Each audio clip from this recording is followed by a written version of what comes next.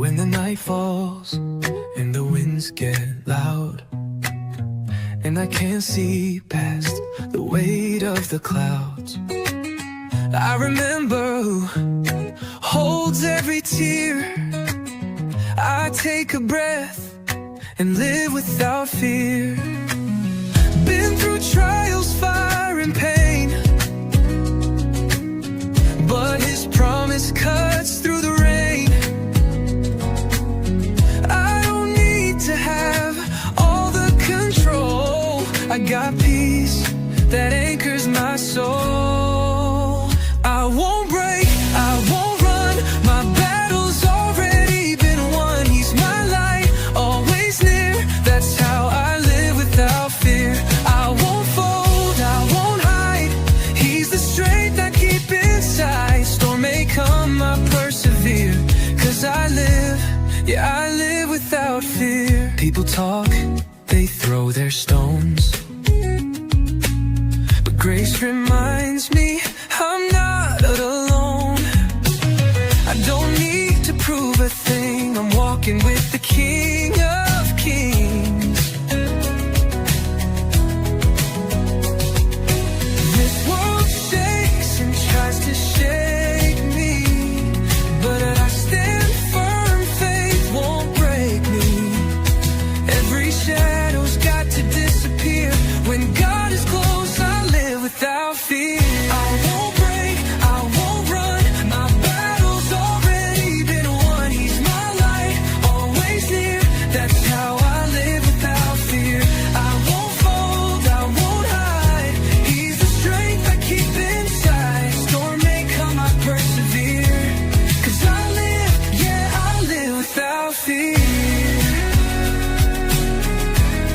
It's not about being perfect. It's about trusting the one who is. Even in the valley, he's still God. I won't break, I won't run. My battle's already been won. He's my guide, always near. That's why I live without fear. I won't fold, I won't hide. He's the truth I hold inside. Let the world know I'm still here, standing strong, living without fear. Faith over fear, always.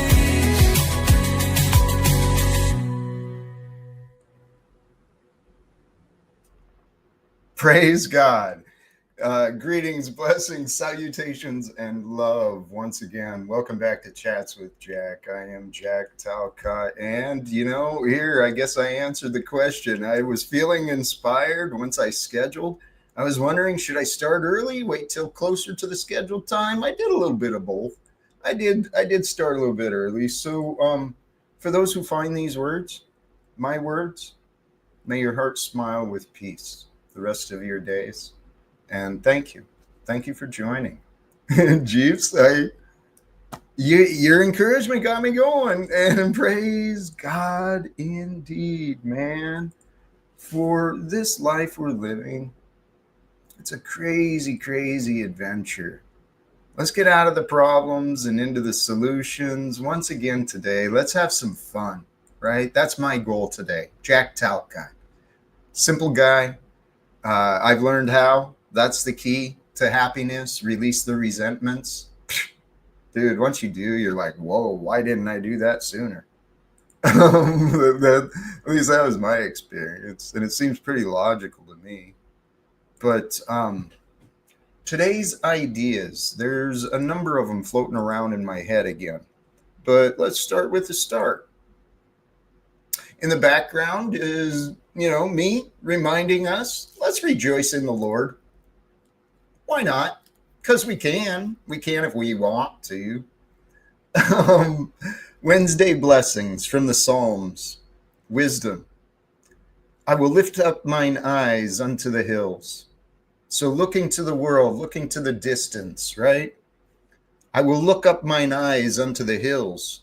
But then I ask myself, from whence cometh my help? And the truth is obvious. My help cometh from the Lord, that which made heaven and earth. It's real. Trust in that. Okay? Because we're going to get into some of these ideas that are associated with this scripture regarding ideas and help and support. And something I learned from myself in the description is looking to the source of things and solutions, looking to the source of solutions, looking to the source of things. It can reveal the obvious. Answers and opportunities, they're found in the world, but they emerge into the world from beyond what? Beyond what you knew. Because many opportunities are already out there. Opportunities for you to do and live exactly the life you want, it's there. It's waiting for you to discover beyond what you used to know, so you can find that the true source of all things is with you here and now. So I found myself looking to the source of ideas, trying to find ideas for myself. What the heck do I do? So I look to the source of ideas and creation. And the idea that came to me today is simple and obvious. The eternal life spoken of in the scripture, the eternal life begins with the realization of God. So when you look to the source of life, you realize that your eternal life begins and ends with God. You start your eternal life when you give yourself to God. You align yourself with God and God's will for you to love. Love the life you've been given. The good, the bad, the ugly. Love it all. And have fun. Because life is meant to be a joyful experience if you want joy. But if you want misery, push it away. You can do whatever you want, but without a clear mind, you don't actually decide. There's so many ways to explain this.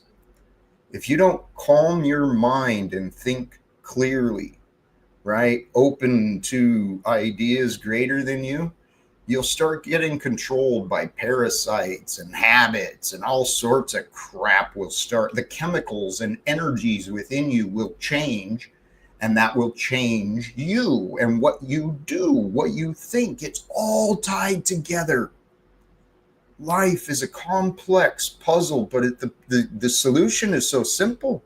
It's so simple, it's there, it's right in front of our eyes. Realize your eternal life begins and ends with God. Realize your eternal nature. Okay, you're more than just a moment in time. You know, these past moments, sometimes we carry them around because we think the past is so important. Realize your eternal nature so that you can discover the quality of timeliness. Okay, you can experience the quality of timelessness while being, right, who you are, but being with God, not the world. Is the whole point of like meditation and silent prayer, right? You spend time alone as you are, who you are, but with the mind and heart on God. That's what I've been doing for myself, man. Ooh, good question, Chucky. Clear mind or pure mind. I don't know that an impure mind may be clear, because it'll have ulterior motives. It'll distort things. An impure mind will distort the truth into its own selfish reflection, and then it'll justify harm and greed and all sorts of stupidity. So a pure mind, a clear mind, is without thought. That's what I found. And that too, our poll brother, you know, a pure heart clears your mind. Think that thought through. A pure heart. What does a pure heart mean to you? It means it's uncorrupted. It means it's holding no resentment, no bitterness. It's not guarded. It's pure and strong and whole in its beingness. That's a pure heart. The way your heart is designed and the way your mind is designed is to be pure. But to be pure of mind and to have a pure heart, these two things must get reconnected. Okay? We've got a world of people that live in their heads, denying their emotions, ignoring feelings of others, right? We live in a cold, hard, tough world because people have detached their minds and their hearts. See, that's how the billionaire class is created. It's the only way. It makes sense. God is so good and God is so glorious. So the topic today, how today reflects eternity. Our minds, our logical minds that are limited by what we have learned, our level of understanding is based upon life experience, the vocabulary, the memories, right? So to explain the greatest picture, to imagine the unimaginable is challenging. Sometimes we need some help. And I honestly think that's where the angels stepped in. God's got us covered in so many ways, man. I trust in God so much, so much these days. And it's not something I ever thought would be wise. See, I used to think that trusting God was kind of just an excuse to be foolish, to deny accountability, to deny responsibility. That was my judgment on people who had faith. I didn't understand faith. I'm learning to understand both faith and confusion much better. The two cannot go together. Okay? So if you're lacking faith in your life, it's time to face your confusion. If you're interested in receiving support, identifying your confusion, you want some emotional support to walk through some dark, painful memories, I'm strong enough to walk you through it, and I'm willing to help you too. And if you can trust in me, I found what works for me, okay? And if you can see a similarity in me, that's why I'm pretty open with my story, right?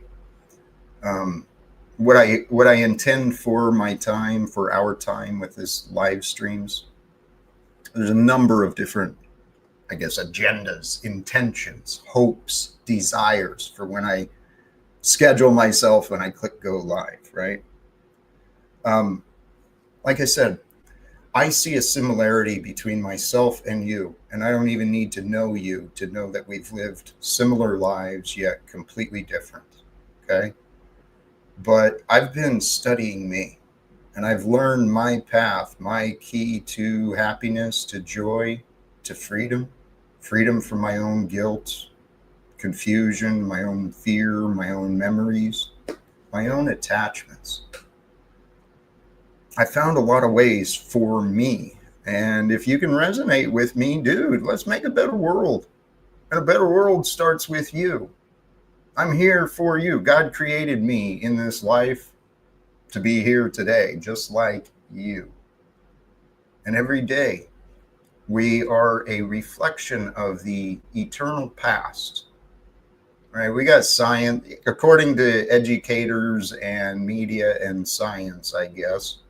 The Earth's like a few billion years old, and the universe is like between 10, 20 billion years old. So whatever, by our estimations of mankind, at least, there was a lot of years and a lot of time. A billion years is tough to imagine, just like $1 billion is tough to imagine.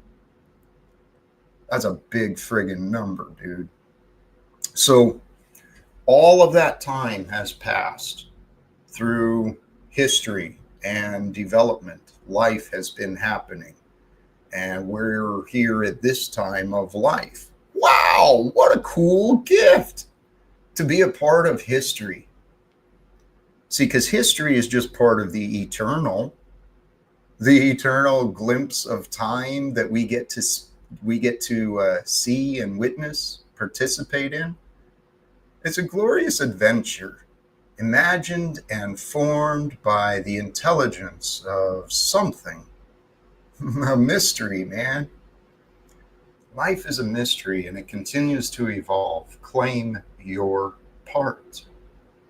See, I've given some thought to what it means, this eternal life that Jesus spoke of. What does that mean? How can you live beyond what is biologically inevitable, right? Because natural life brings growth and decay. It's just the way it happens. So the idea of an eternal life. So I get the religious concept that you align with God, you live a good life. After this life, you end up in the heavenly presence of the Most High, and you live eternally after, right? With the knowing and true celebration of God and the fact that you got to experience a human life. Holy shit, that's pretty cool, man.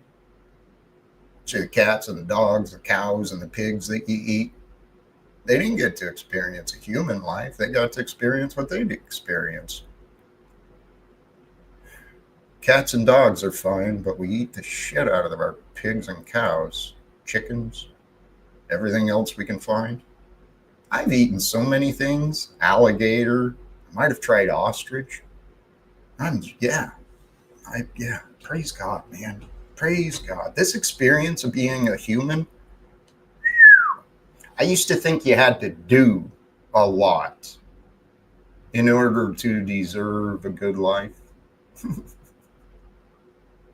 Because that's what we were taught. You got to fight for survival. You got to work hard so you can earn your place in the world, so you can pay your way. What the hell is this nonsense, man? Speaking of billionaires, back to the topic of time, right? The experience of time that we are sharing at this point of history in the same timeline as Jesus. I accept that as a probability. And so I've wondered, what is the reason for that? And I've imagined that it makes sense that we all become like him. Christ-like, pure, genuine, miraculous, right? Generous, willing to serve, willing to give it all for the greater good.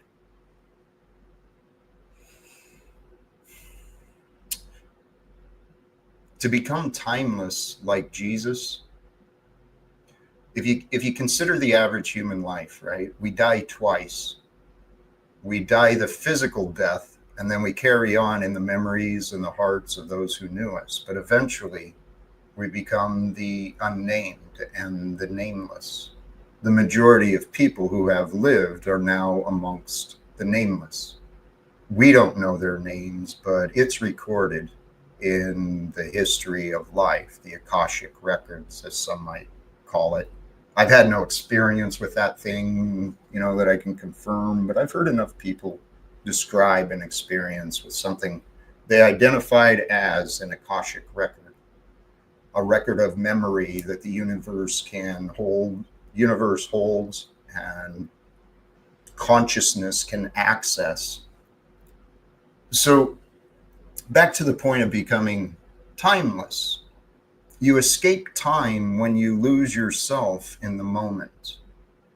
Do that often. That stop and smell the roses. Carry that thought through. What are you doing? You're pausing yourself from the hectic busyness of life. It doesn't have to be in front of a flower, but it can be from a view, from anything. But the idea is to stop and pause.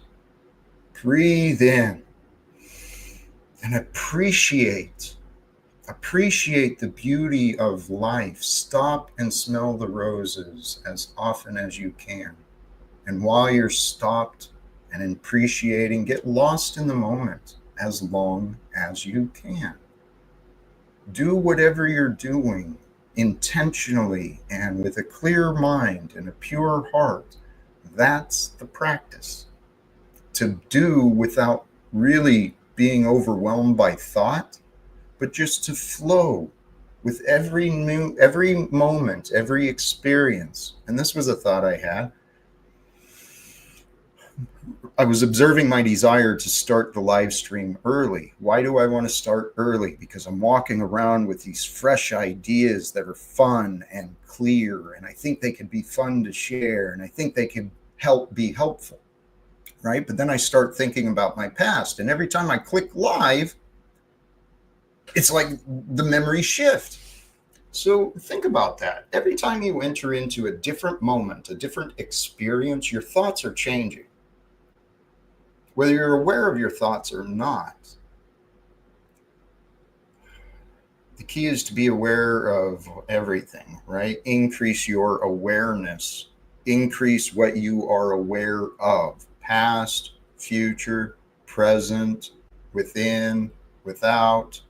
You grow in your awareness, and guess what? You're closer to the awareness that God has of you and your life, right?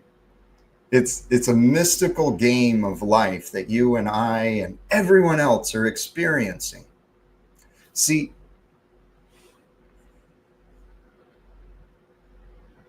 our eternal nature, yours and mine, it is the essence of awareness, the quality of loving awareness.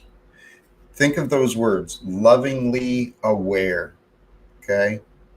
Your child is in the room. You're not worried. You're not overprotective. You know, you appreciate. You're lovingly aware, right?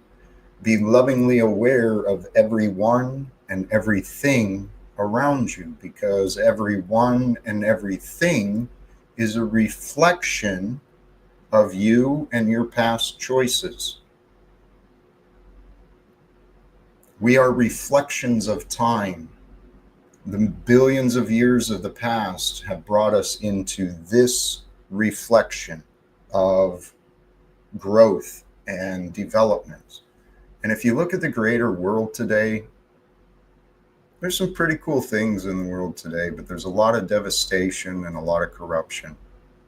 And I feel in my heart that we actually unite together with clear minds, sound purpose, open hearts, right? To keep the clear minds, open hearts of understanding and forgiveness. So we're not going in with anger and rage. But yesterday, I'm going to drop the link soon. And yesterday, in review, Andy brought up a couple of things and I reacted. I objected to to what I viewed as limiting options, right, regarding the corruption of our world today. In that dialogue, it was presented, there's two options. You either comply with the system or you fight. And I objected to that, but doggone it, in some ways, he's absolutely right. So let's combine the two. That's actually what I think I'm doing. I think I'm complying with the system with the purpose of being peaceful, right? Being invited. I'm just trying to get the right people in the system to allow a conversation. And then I got a foot in the door, man. But I'm complying. I'm not going down to the Capitol building, being rude and intrusive with my representatives, although I've considered that. It's always an option for me. But that's not my way. My way is this: encouraging others to unite with me so that we find a way together. That way it's not just one dude doing it all. And I'm pretty sure that's what God's going to do anyway. The point is figure out what makes sense. I forgot to get this prepared. A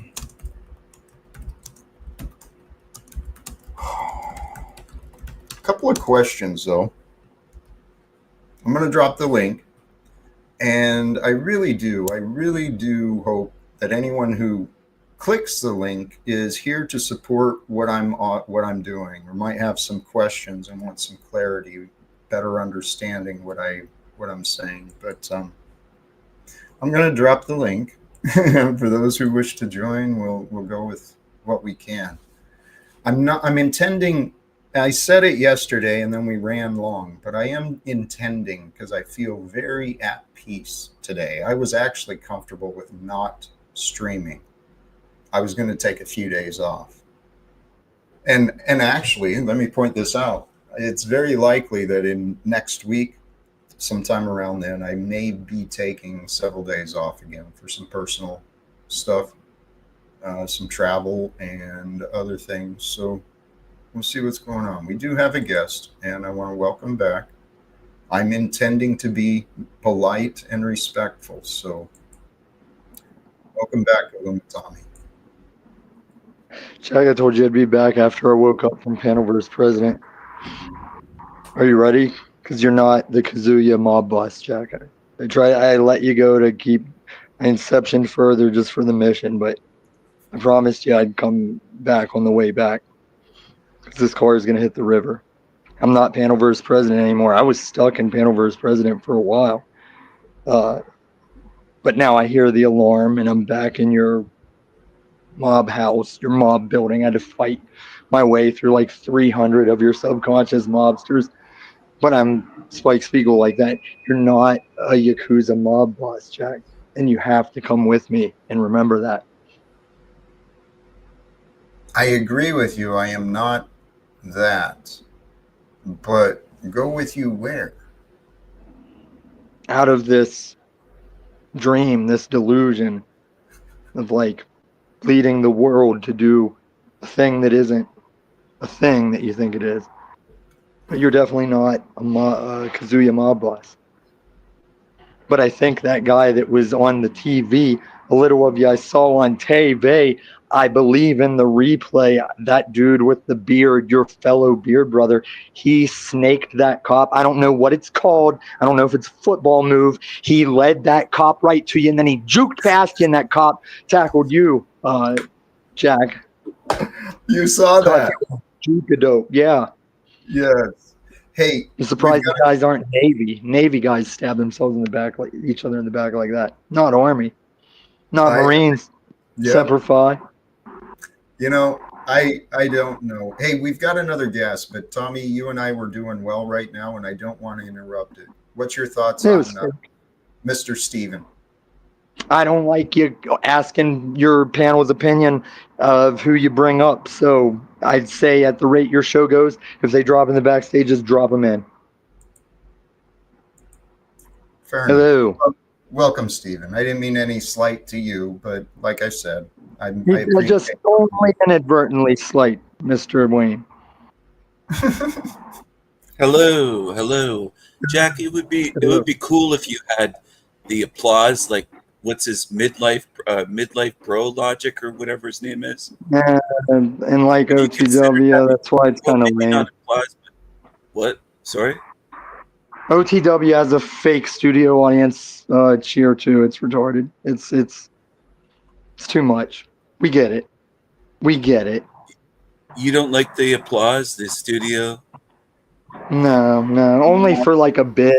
I don't like it when it's for everybody that joins. Well, Zetetic Warrior has a song for King Stephen that he plays. He has different songs for different guests. Yeah, I think so. Yeah, I used to try and fight him to get the song. I wanted David Bowie's Magic Dance. I wanted Magic Dance, damn it. That was supposed to be my intro song. Zetetic Warrior is still out there listening. Come up here and try and tell me why I shouldn't have had David Bowie's Magic Dance for my intro. You remind me of the baby. How are you today, Jack? And how is Illumitomi? You guys are getting along again, I see. No. Just not challenging him. That's what I needed help with, Jack. See, everyone knows commonly, especially in Denver, that I'm king of Iron Fist, and I never make any mistake of letting everybody know I'm king of Iron Fist. And whenever I win that tournament, I just tie a headband around my head. I just walk away. I don't even take the trophy. I just go look for that next fight. But my problem is everybody wants to challenge me, Jack. Everybody wants to personally attack me everywhere I go just because I say I'm king of Iron Fist Championship. Can you help me with that, Jack? What do you mean, king? What are you talking Well, about? you King? you said the answer. You said it happens just because you go around saying that you're king of the Iron Fist. Well, stop saying it. Well, it's People not like I'm saying I'm going to end all wars or like that I'm going to help Donald and Elon become better people. I'm not saying all that. I'm just saying I'm king of Iron Fist tournament, and everywhere I go, people challenge me and they want to fight me. right, because it comes probably it might. I don't want to assume it might come across like you're kind of bragging and boasting and putting a challenge out there. Or claiming a title that's far above my physical prowess or means. Or even the possibility of, like even the rational possibility that I could do a spinning lightning uppercut thing on someone proficiently. Yeah, it's like I'm making bold claims publicly and then mad that people challenge those claims. Here's something I know that you might not agree with. You're a No, lot I think like you helped me, Jack. I think you just helped me out. You showed me what that is. what do you mean? I wondered why everybody was always coming on my show and attacking me and challenging me, and it's because I made such bold, extravagant claims publicly, and that's why it happens. So, score one for the Talcott. Yeah, that's me too. And that's what you've been telling me too. That if I'm going to say these stupid things, I should expect what I'm going to get. Right? So, Tommy, I was thinking about you earlier today, and Bag. I know you're on your path and you are sound mind making your choices for you, but I hope you find some true comfort, right? I've already lived that life, Jack. I've already It's had my 5 bedroom and knee massages. I believe it's going to come back for me, and you know it's going to come back for you too. I've heard you talk confidently about some of your ideas and plans. So I've never see you're going by this narrative that I'm in this downtime. I'm gonna be the richest motherfucker living outside, Jack. I could I have comfort now. Whenever okay, I've blown my ankle out and shit, I do eventually cave and say, okay, I need a rented roof for this number of days till my ankle can walk again. But well, so beyond that, how long are you going to deny yourself the comfortable life? the rest of my life. All right. To me, that seems illogical, but I get you. Well, you also try and logic Christianity, and that's how you're not going to gain a lot of Christian following. Yeah, I I've mean, we can received a lot of historical it. Christian. We can historical it and we can biblical it, but to logic it, even my science degree ass knows the line where I depart from science or Well, the current science. with my logic, I've you're like me. You're very sharp. Many of us, right? We've got No, you're strong. not sharp. Jack, I've only begun to lose all the ways I showed you ways that you should see of yourself and others. That's why they're all back to doing it. Like if you didn't catch that, Jack, everybody that realized my stuff is down, they've gone back to the thing I exploited them about. Okay. Well, Tom, I was trying to get to a point, and you interrupted me with your Yes, disagreement. because I'm trying to repay you for helping me with King of Iron Fist issue. I'm trying to help you in return. What I'd really rather you do is just allow my thought to come out so you can hear what I want to say. Seriously. Oh, I've heard them. I've heard it all before. That's You do what the you monologue every day. but Jack, I can speak. I am available to translate your thoughts and expressions, brother. well, tell you what, Tom. I've been patient and I've been trying to communicate with you, and you're I'm doing also better. neighbors. I have You're been doing neighborly. you're doing better, Tom. Okay, but you're still lacking respect for our time together. And thank you for that reminder from the chat. I did say I was going to clean it up. Tommy, thank you. We can connect. You know, if you still got my number, you know how to reach me. And maybe we'll try another day. Okay, Tom? This, my patience is, I deserve better. The people who care about me deserve better. And if the people who join the link can't appreciate me and what I'm doing, well, I'm doing a disservice to me and to those who care about me. So, not to be disagreeable, but DJ Emo, this is a common idea. Respect is earned, never just expected. No, if someone doesn't offer me respect from the get-go, I see that they're not worthy of my respect. Because I treat everyone with respect, regardless of if I think they've earned it, right? Because if you think respect is only earned, and I'm not calling you out, but I've heard this before by a lot of people. You got to earn respect. Well, that's a partial fact, okay? We do have to be worthy of respect. The only way to be worthy of respect is to be true. Because if you're not true, if you're inauthentic, how are you to be trusted? And if you can't be trusted, you can't be respected.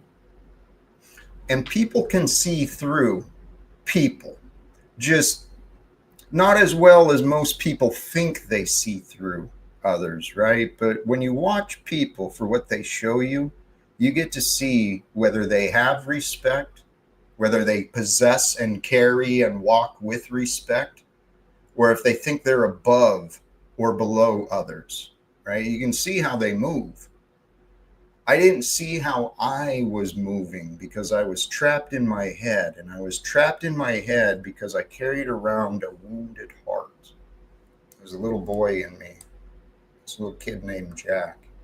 He really needed a fucking hug, man. And I didn't realize it. I was carrying around these bitter memories and old wounds for so long. And you know what healed it? Love. Simple as that. Love is the answer. Was the wound, Jack, from childhood, like with your father or stepfather or someone? Goes back to early days. Yeah, that's tough to get through.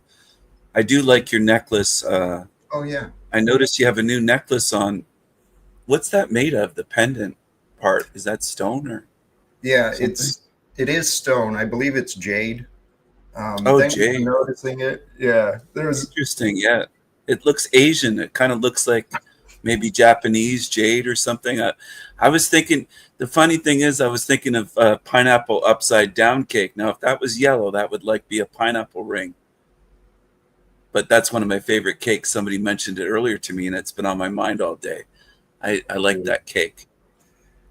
That's something I haven't had in years, and that was one of my favorites too. But so good. Somebody was baking it today, and I was just like, so not to take it away from that, but to take it away from that. Well, I do have a question from back when you were talking with Illumitami. Please. He was struggling with his voice, and I was kind of struggling to understand what he was saying. But do you think that his path of consciously trying not to be comfortable makes him closer to God? Because I think this is an old idea that some people carry. There's self-flagellation. There's Christians that hit themselves and do all kinds of stuff. And I think it's an old idea. Now, I take it that your view is a bit different from Tommy's, that we don't have to punish ourselves physically or be struggling and not be comfortable to be closer to God. And I think Tommy views it as he's got to struggle and not be comfortable to be close to God. He's trying to be outdoors for the rest of his life, I guess. So what are your thoughts on that, Jack? How do you see it with comfort? There's many, many possibilities there. but I know it comes down to some basic principles of our internal design. And when the mind and the heart become separated, we live in a world of division and separation. We're wounded. I took us off your question, and now I lost the question, Stephen. Oh, sorry. I had myself muted. It was about sorry. Sorry.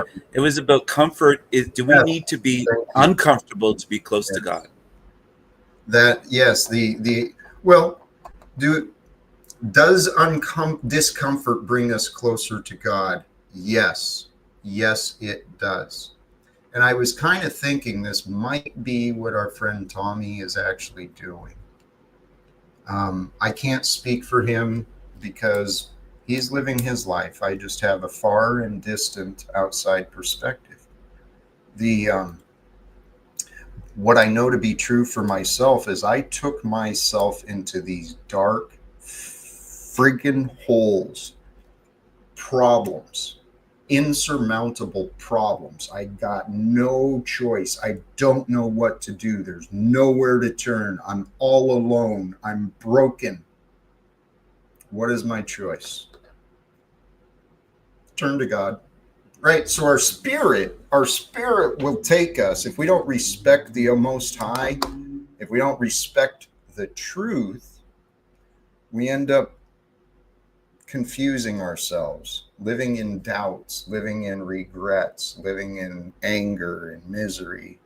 And if we don't appreciate life, we're going to, those energies of unappreciation, the down and angry and dark energies, guess what it's going to attract for us to experience?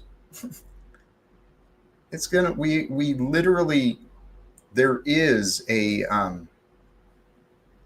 law of attraction, but it's not so much attraction as it is a mutual exchange. It's a mutual exchange of energies. The energies you spend your time in, whether it's anger, sadness, hope, joy, regret, whatever it is, you're going to find more of it because you'll habitualize yourself to those things. And this is what I had to finally admit to myself a long time ago. I created a habit of worrying because worrying helped me feel like I had a purpose. Mm. Yeah. That's insane. I think a lot of people do that, actually, what you just described. And it feels good to break habits. And it really does. It's like an achievement. It makes you feel good in your body, your mind, and you're like, damn, I'm strong. I'm strong enough that I can break that habit. Like when I quit smoking years ago, I felt good. I was like, damn, I feel better now. Yes. And it's funny because I considered that for myself. I've been blessed with a lot of disgusting and dumb habits in my life. And somehow I found ways to break my chains from most of them. Now, I still admit I've still got a couple of habits that I'm working to break from, but sometimes in life, motivation to change can be tough. It can be tough to find the inner motivation if it's not really around you. Oh, yeah. You know? Sometimes it takes us falling down. I was feeling bad from smoking, but go ahead, Jack. What you said about falling down, and I'm sure it kind of may tie back to your experience with smoking. I'm confident that each of us is on a similar path towards the same trajectory. And the path we are all on is enlightenment, the realization of the eternal life. It happens, the eternal life begins with the realization of God. God within you, God around you. God is the time. God is that which brings forth the time of the day. So how do you feel about the time of today? We get to choose with the power of our mind when we practice, when we focus and actually pay attention, our minds are capable of some amazing things. Absolutely. I think a lot of humanity, we underestimate ourselves and what our minds can do because we've been trained to think, I can't do it. Like people say, oh, you can't do that. Nobody can do that. I hear this even on your show. I heard it, and I'm not putting him down, but Andy was saying yesterday, oh, you can't do that. You know, that's ridiculous. I think he said at one point. I'm not putting the guy down. It's just coming to mind. I'm remembering what he said. And it's very common. It's not just Andy. There's millions of people just kind of using him as an example. Mm-hmm. And I think all of that negative talk, like you can't do it, it gets to us over years, over time. And then we're just like, fuck, man, we can't do anything, but you can. We can do it. It's happening now. And I think what you're saying too is there might be many paths to the same destination. Tommy could have his path. His path is different than Jack's path. So if Tommy wants to live this way, hey man, it's his choice. If he wants to be ruthless, I'm not going to force him to go into a place to be comfortable, but he's doing his thing, but that's his path. Now, Jack's path is different than Tommy's path. I don't see anything wrong with that. They both lead to God, right? So what does it matter if Jack's doing it differently? Like, I think maybe Tommy gets upset that you're different. You're doing it your way. Like Jack's doing it Jack's way. And I think maybe Tommy's like, oh, Jack's got to do it my way. Does that make sense, Jack? Yeah, that's what the limited ego minds do. They think that everyone else should be just like them. Even I feel that way sometimes, right? But what it all comes down to is what is true.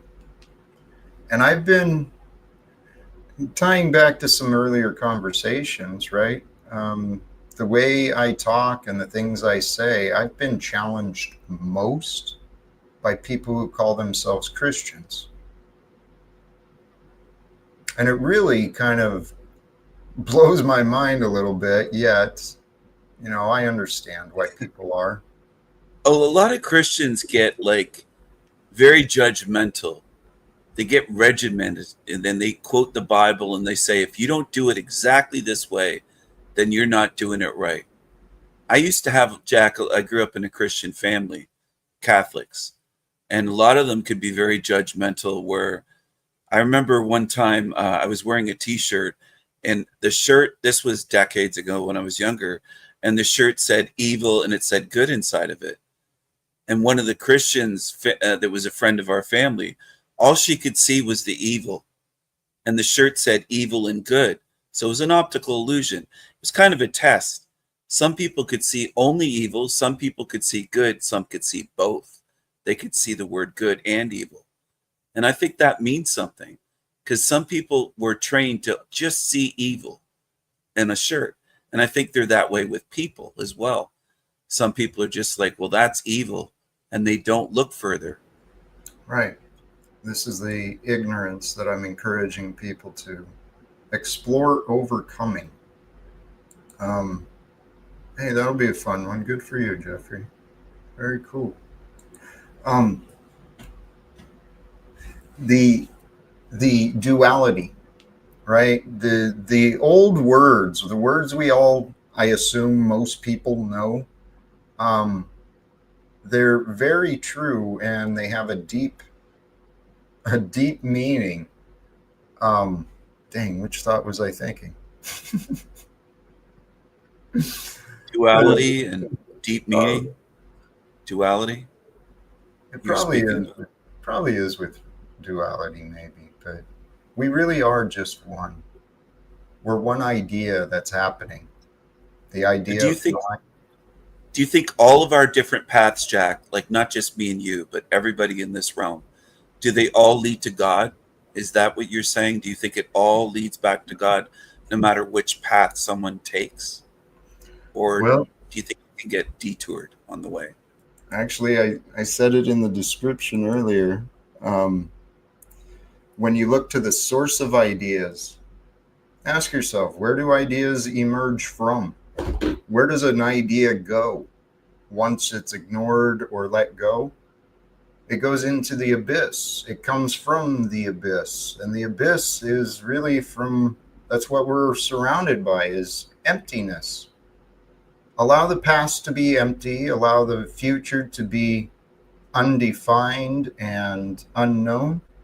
And then when you look to the source of ideas and creation, it helps you realize that your eternal life, it begins and ends with God. Because we only think or feel separated from God here on earth. But before we're born, we're not here on earth, we're with God. After we're gone, we're no longer here on earth, we're with God. So God is the beginning and end. This, it's just like a fucking hallucination, man. People are not. It's a fun one at times. It's a frustrating one at times. It's a weird one. It's all over the place. But I think that God probably has the greatest imagination of any being anywhere.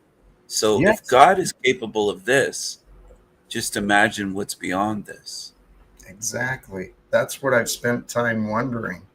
Trying to think outside of the box, not just in my own box, my own life, my own reality.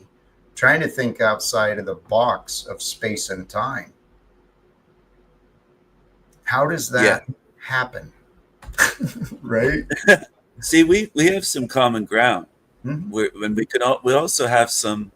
Both of us can kind of be a bit stubborn and a bit hot-headed or whatever at times now and then.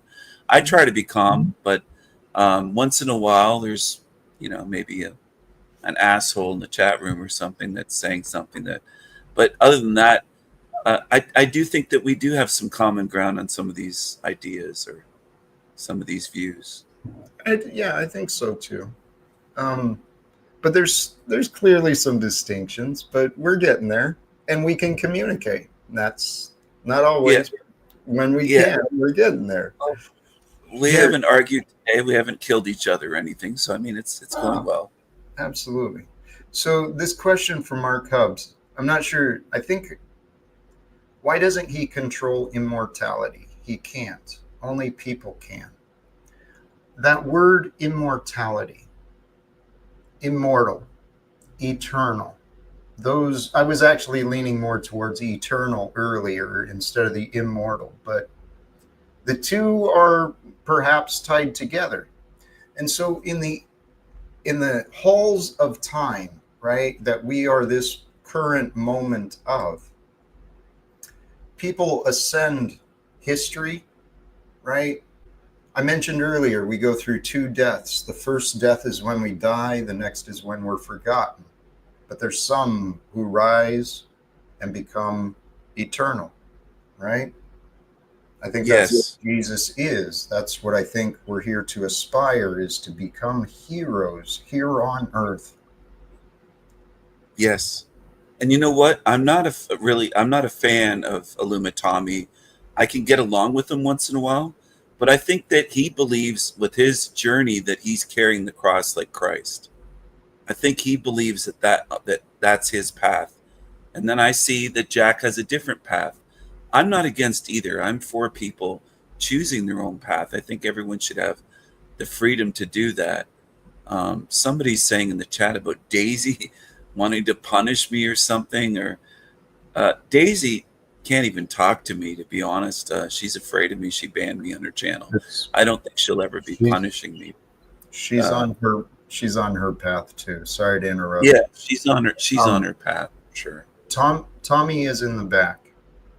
He's returned again, and I haven't brought him. I'd like to bring him on. I think he's good. I think he's trying today. He's certainly presented himself well the first time, and that's why I'm really considering bringing him up again. However, what I see in Tommy is patterns that I've done myself, and it's common in people today. We watch people we care about make their lives tough. That's what my son had to do with me, I'm sure. I've spent time trying to imagine his perspective of me, to try and understand, why is he gone? Well, Mhm. he watched me destroying myself. It's tough to respect someone who doesn't really take care of themselves. And because how can you rely on someone that won't even take care of themselves? But those are appearances. And I know Mhm. Tom takes care of himself, but even the Buddha found he tried out that, is it aesthetic? Is that the right word? It's not aesthetic, it's something else, something like that. Ascetic monk.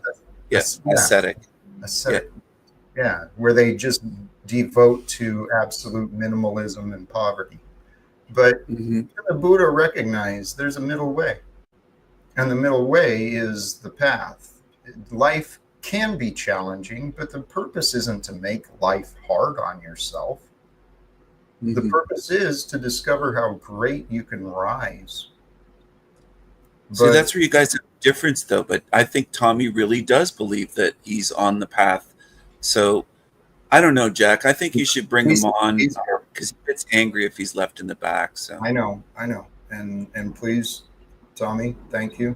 Yes, Welcome I will back. express that with my usual casual NPR voice, that once you listen to what I've actually said, it hurts much deeper. It's like if the Buddha sat fat upon a throne and I stabbed him so deep in his stomach that my arm got stuck in, like that biblical story, Jack. Yeah, I don't like being talked for while I'm in the back. So, Jack, if you're not just making something up off the cuff out of your feels, how do you explain that you just went on this long explanation to that chat? He didn't say immortality, he said immorality. So now try and do a rant on it completely over, but over immorality instead of the bullshit you said on immortality, because I'm Did I, sure they'll both equally be bullshit. did I misread it? I didn't mean to. Well, of course he didn't mean to, but you obviously had a whole logic thing to run on with your whole guru message matched up with it's okay. immortality instead of It's immorality. Okay, golly geez, thank you for that correction. Yeah, Mark, I didn't even address your question. Immorality, not immortality. And that makes your question make your comment make more sense too. Only people can control their own individual immorality. But we spend so much time focused on, the sliver in someone else's eye, the immoral, the view and perception of immorality in others. But it is an inside But game. Christianity is warranted if we don't have a splint in our eye. What's that? This will be like the 7th time on your panel I told you you're misusing that passage. If we don't have a splint in our eye, we can judge, especially to Oh, lend money, spread legs, mm, ring up. mm. So when I mean, Jesus every length of invited your Tom, beard. Tom, please, I Yes, want to. Massa, I'll be stopped. Well, Tom, you're wanting to correct me and just present the No, case as though you're right no. and I'm wrong. And I'm saying after 7-ish times, I feel like I'm not being heard or understood. right, because you don't listen for feedback. No, no, it's you. So, Like Tom, at every length of beard you've had. I don't need you to argue, right? What I'm hoping you'll do is listen. That's what I'm trying to get you to do, Tom. I want to When give a guy, I want to give you feedback on what you said so we can discuss this instead of you constantly arguing. Okay? So I'm going to bring you back so you can reply now. Please take a thank breath. you, Master. Thank you for bringing me back. Talcott, bringing me on back, bringing me the camera back. I was the nigger the whole time. Say, please. Assault is Okay. gross. So, Tom, the sliver.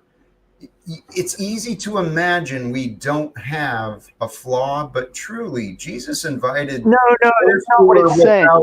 those who are without sin can cast the stones. You are not Jack, without sin. Jack, You need to Jack, stop. how does one ever go to another and say, brother, you have wronged, you have wronged me? It's the individual context. If I'm not cheating on my wife, I'm free to call my brother out on cheating on his wife. It's not one splint begets all splints. If I'm banging black tar heroin, yes, it's hypocritical of me to say, hey, Polly boy, stop.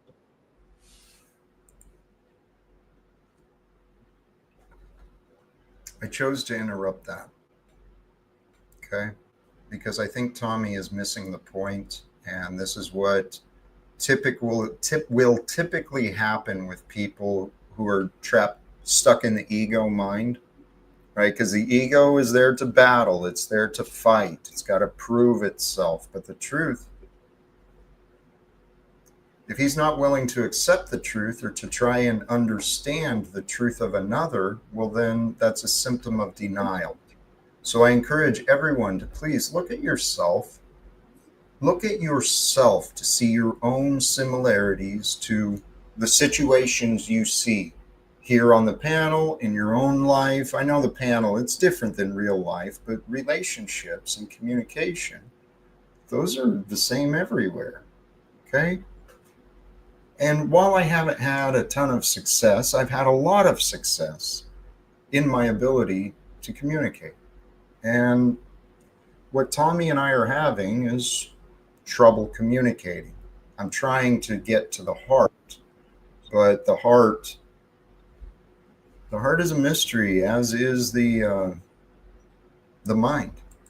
And here, we've got another shift in energy, and I bet this one's going to be more fun.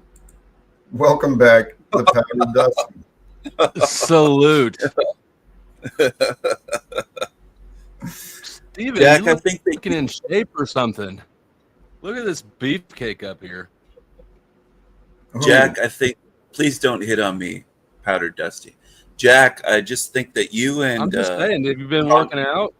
Is that AI? It's not AI, it's a photo of Steven. me.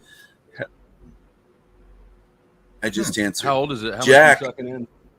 Here, let it go ahead, Steve. You don't have to obsess over me like Right. you usually do. And can I get a word in here? Jack, I think that you and Tommy have religious, scriptural, irreconcilable differences. I don't think it's like a relationship difference. It's just, I think Tommy has a different interpretation of the Bible than what Jack does. And I don't know if that's ever going to change. It's like you two guys are like banging heads or banging horns together. And it's just, I don't know if it's ever going to change. Like he sees it one way, you see it another way. Right. And That's how I look at it. right. And what you've been missing though is your part. Steven, did you get smarter? Sorry. You've been witnessing it. And I've presented the case that not just with Tommy, but many others, that I have been misunderstood. I have been falsely accused. Chuck, Tommy, the list is long, right? People have witnessed this. I claim that Tommy is not following the principles of Jesus. I claim that Tommy is living in the ways of the world and with the consequences of living in the ways of the world. He's got these belief systems of religion. I mean, had he not been taught that, the purpose of life is to wait for the Antichrist and just survive until some mystical hero returns, had he not been taught that, he might be living a totally different life. You're right. I agree, Jack, but I didn't know he was taught that. So I didn't have that information, that context about Tommy. Anyway, go ahead. What was my part in it, though? You the question is that I played a part in this. Thank you. You're just looking really good, Steven. Thank you. I'm straight, though, flow state, so back off. No homo. There seems to be an attraction there. Yeah, disappeared. Hey, oh, I took us off, or I lost the thought. What was my part in this, Jack? You said that I played some part, and I was like, I don't get what you. I want to invite you and others to consider you are a witness. Okay? Now, what you do with what you witness, not just here, but anytime and anywhere in your life, what we do is up to us. Welcome back, 007. Good to see you too, brother. What's up there? How are you doing, Oh, Jack? hey, My Richie. ninja. Hey, Is that Richie? Kieran and Mr. Flow State. How you doing? Richie never has me on his Long show. time He no- doesn't. You neither never does come on Flo my State. show. I've tried to get on your show. You should have recently, Steven on. He's really good looking. In the last, dude, Last couple months. I've been going. Well, so I wasn't going live. I 2-3 months, maybe. You were like, I don't know. This year. I took a bit of a step back for a little while, but my friend Nia bought a month's worth of StreamYard for me, so I've been streaming every day almost for the last few days and having Well, I'd panels. buy you a cheeseburger. Well, You're looking a bit thin. Hey, Stephen, can you allow him to finish speaking, please? I'm sorry, Jack. I'm sorry. Thank you. Go ahead. Dude, I've been looking a bit thin for the last fucking 4 years. There's no change there. I don't think I'm looking any thinner than I was. How's everyone doing anyway? Truly No, blessed. I don't want to disrupt this We're conversation. good. I'm doing pretty good. Steven's looking fantastic. Jack has found his calling. We've, So The question though that I would wonder is, you and Tom. Let's say you and Tom have your horns locked, and you're both dead ass set that you're right. What then is the next step in that paradigm? well, Gay marriage. no, there's infinite variables to every outcome, but the goal I would love to have is a reconciliation of ideas. I believe he is wrong. I'm quite confident in my interpretations, and without his willingness Right, but I guess I'm asking him, if no one concedes, what if no one concedes? Is there a plan B? Yeah. Or is this Tommy continues his life on the streets, and Jack continues his path and starts hanging out with billionaires instead of fucking homeless people. Jack, will you ever meet a Tommy in fantastic. person and do a show together? Will you do a show in person with the Tommy? I would. Side by side. You Yeah, would. You're open to that. Okay. Sure.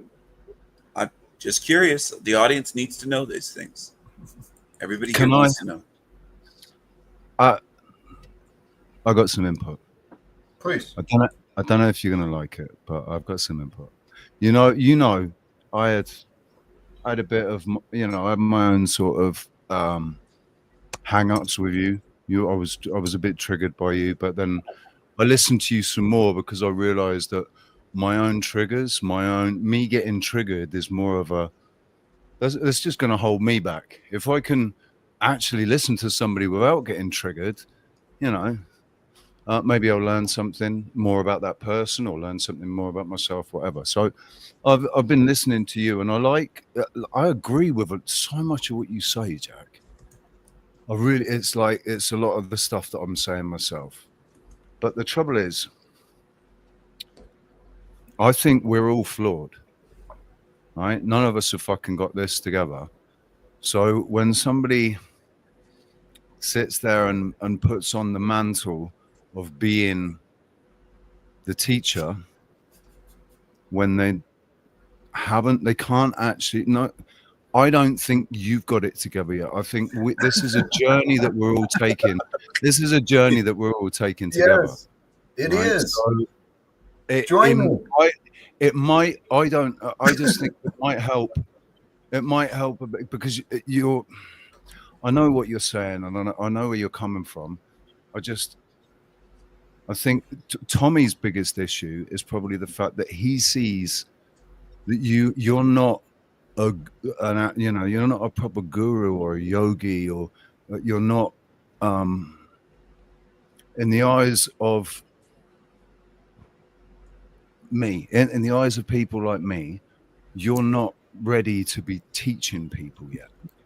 Well, Because you've still got. tell you learn. what, right? And 007, this I mean, is why I mean that I with the most respect. I mean that with the greatest of respect and the nicest way. I'm not having a go at you or digging at you. I realize that, and I want to recognize that's likely why I reacted to you, and why we both had our triggers, because I've been confronted with my worst, my lifelong pattern. I've tried pointing it out to others and asked, please help me overcome this pattern. People continue to underestimate me.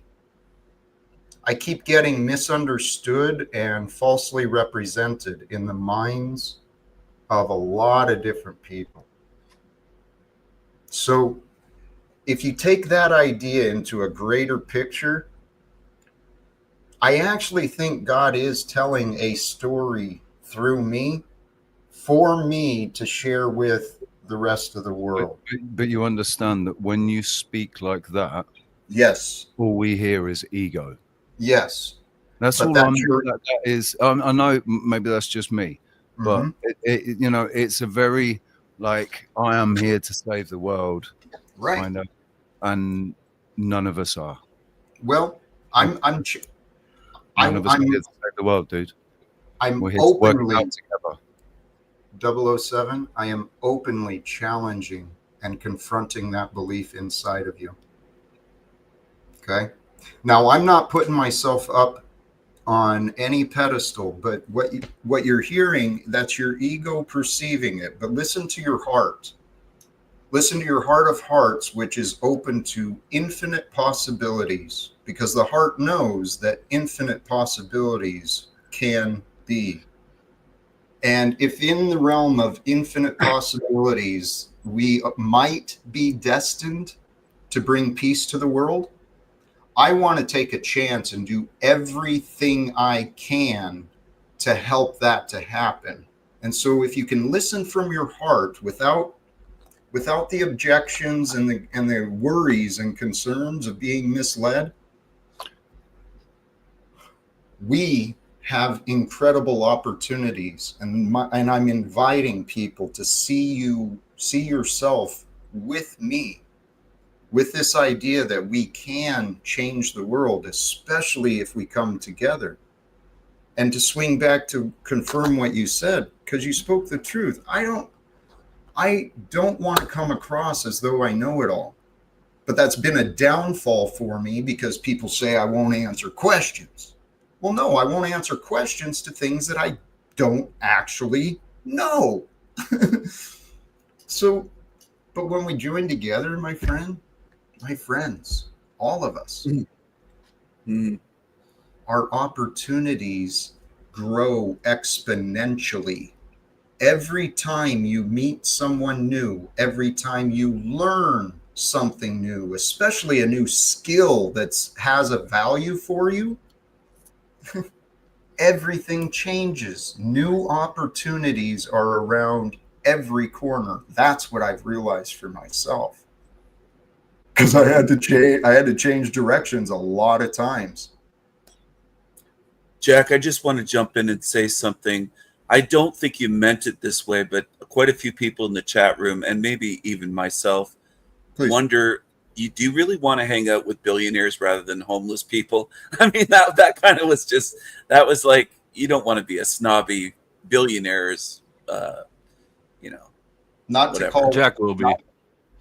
not to call anyone out, but I've sent emails before and I got a rejection response, but I reached out to Tony Robbins. I wanted to work with him.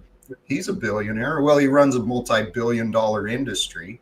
But the thought I had when I attended his incredible event, when he's talking about how his purpose is to feed the homeless, my thought was, shit, get your fucking coaches out there to the missions. Start teaching these people what you know. Stop charging He said for it. He said feed the homeless. Your first thought was shit. Right. Do you really believe that that's his intention? He's running a multi-billion-dollar business. He's turned homelessness into a multi-billion-dollar business. Really? Booming. No, No, he has not turned homelessness into a multi-billion-dollar business. He has turned health and success into Right. a I'm multi-billion-dollar not sure business. who he is. I'm not sure who he Tony, is. I Tony think Robbins. I'm he's- thinking Tony Robinson as in Baldrick from from Blackadder. No, Well, that's Tony Robinson. But yeah, he's a well-known life coach. He gets, from what I've heard, he gets like $6 million a year per client, and he only works with a few clients a year. But he's been called by Bill Clinton when he was in trouble and others to help. I'm interested why you'd Help him want out. nothing to do with that man. Well, because he's a model of success. Now, would I do things? So is Trump, dude. But, Right, exactly. So But would I do things different than them? Yes, but I can sure learn from those who are more successful than me. I learn from those less successful than me as well, because I've learned to pay attention. Wisdom comes often from those we don't want to hear shit from.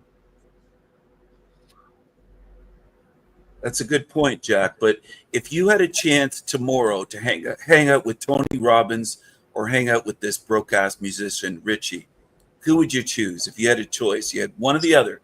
You can only choose one. he'd hang out with a billionaire, dude. You know he would. Well, Because it's about no, you would, Jack, and you'd be lying to say that you no, I would. probably Let him would. answer that. You would? I probably would, because I'm always thinking my I'll tell you purpose what, and the greater goal. And I would no, I'd say if you got a choice between hanging out with Tony fucking Robbins and hanging out with me, I'd go where the opportunities might lie, and that's not going to be the opportunities with Tony Robbins are going to be much bigger than with me. Like, I don't think that people that are as successful as that, they don't have some secret. Their secret plan is who they know. That's all that is. That's who they know. It's the circles that they move in, and that maybe it's got something to do with their their family bloodline or something. But Conspiracy theory. It's what they're taught. The wealthy, the schools that Donald Trump went to, the churches he attended, I've heard enough. I've heard enough to understand what he's been taught. Think like a billionaire. That was actually one of my ideas of talking about today. Bless you, Powdered Dusty. So let me tell you something that I've been doing in my own life, right? And I've noticed a difference between when I've done it and when I haven't done it. There has been a noticeable difference between when I've done it and when I haven't done it. When I go to bed, the last thing I do before I go to sleep, if I basically affirm what the next day is going to be like, I say, tomorrow is a good day. I'm going to have a great day. It's going to be a great gig. There's going to be great people. I'm going to get good tips, right? And then when I walk to work, as I'm walking down to work, I'll just repeat it in my head. And every time I've done that, I've had the best gig. I've had a really, there's not been loads of people there, but I've really enjoyed the gig, and I've got tips at the end of it, and it's gone well. When I haven't done it, the gig sucked the fucking life out of me because there haven't been any people there, and it's been like pulling teeth. But there's been a marked difference between the two, like Positive thinking.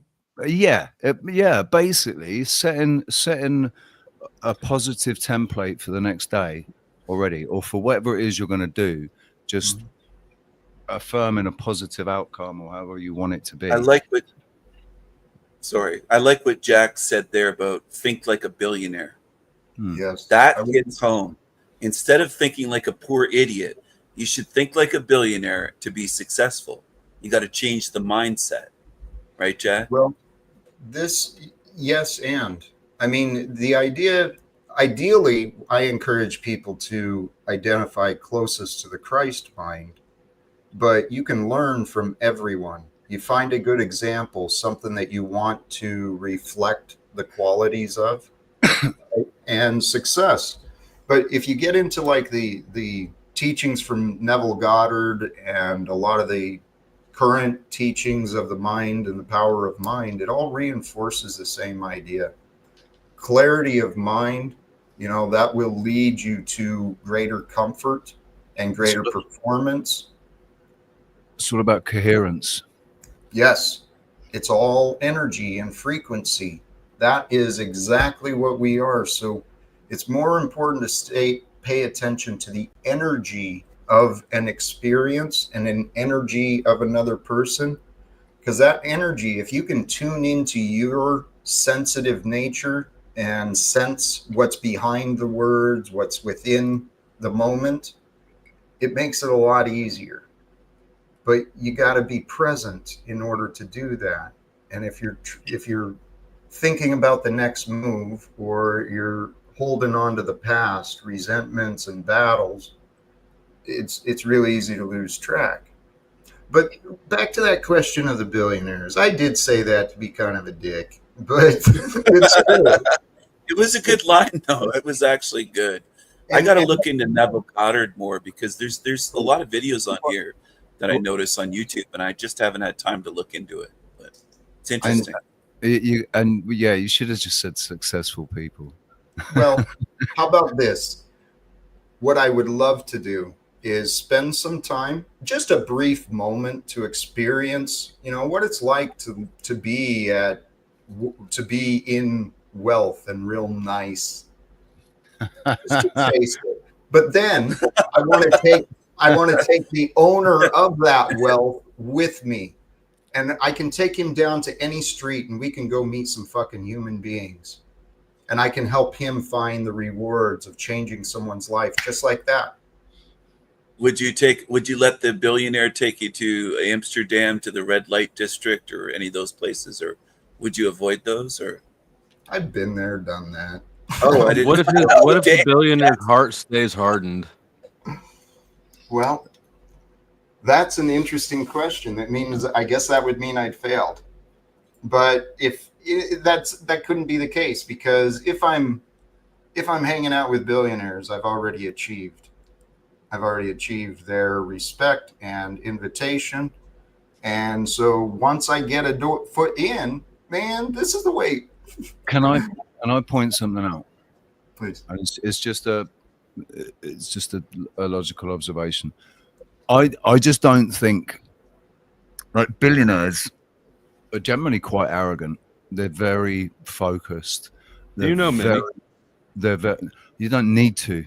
You don't need to, do you? They're not going to be that successful unless you're right. Focused. He knows Richard Branson. I think that if you're going to condemn a whole class of people that you've never met any of, you should probably consider whether or not you're just acting out of You're probably right. The impression that I've got from the people that I've seen that are billionaires. But what I'm trying to say is that they're generally they're not going to take advice easily. And if a guy comes getting in touch with them and like, who are you? I'm Jack Talcott, and I've got a YouTube channel, and I'm trying to work out how you're going to get into the sphere where you're going to be actually listened to and looked to for advice, and maybe where Richie, I think I can help you on. Go ahead, Jack. Let me offer an answer. It's actually what I've been trying to get people to see. Be a part of it. Help me figure out how to make it happen. Because I think, to be worthy of what I hope. I mean, to answer your question, I've been pretty, where did it go? This is like the direction I want to go. Whoops, doggone it. I'm figuring this stuff out. Here, Donald Trump could be the key to what I'm hoping to achieve, because he's certainly in the position. That is the key. I just wanted to respond to Richie and say, I think Richie 007, you're thinking too much with your head and not with your heart to see how Jack is going to achieve this. Mm-hmm. It's not just through the mind, Yes. It's Jack doing this through the heart, through love, that he's going to Well, achieve it. It's whether I achieve it or not, I'd love for people to take me seriously and recognize how committed I am to this effort. Here, for you, No Flo. offense, but you're using your head too much, Richie. Well, that's wise. We do need to be wise, and I see 007. He's not being foolish, right?